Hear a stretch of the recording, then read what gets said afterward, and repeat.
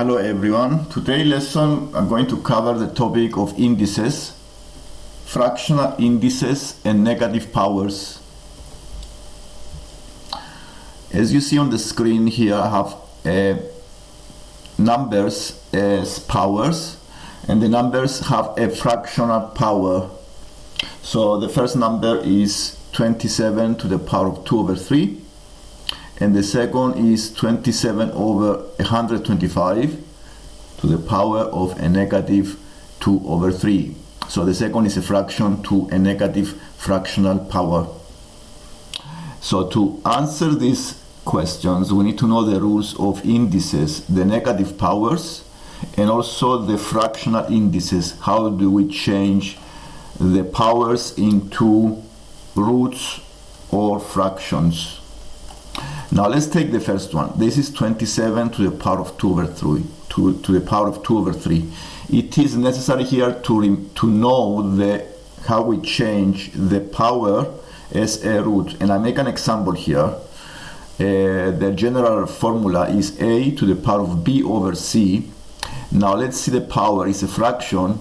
Numerator is the b and denominator is the c. Then denominator is the root and the power is the b. This is a fractional power. And the a is any number.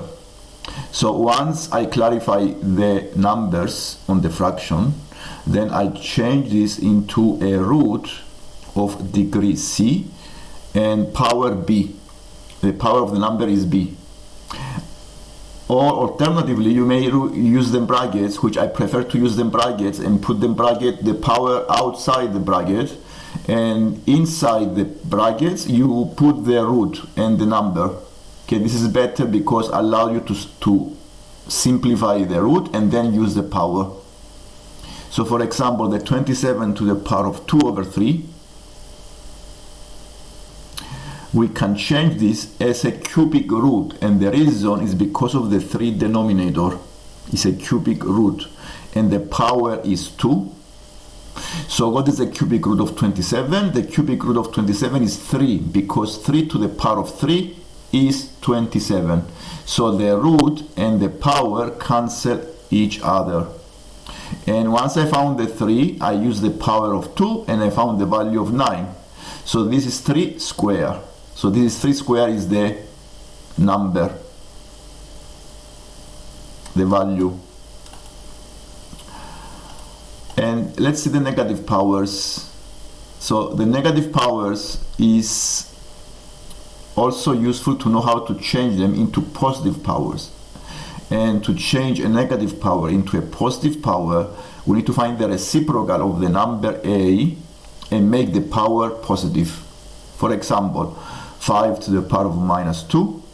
I found the reciprocal of the 5. The reciprocal is 1 over the number 5. And I make the power positive. So this is 1 over 25.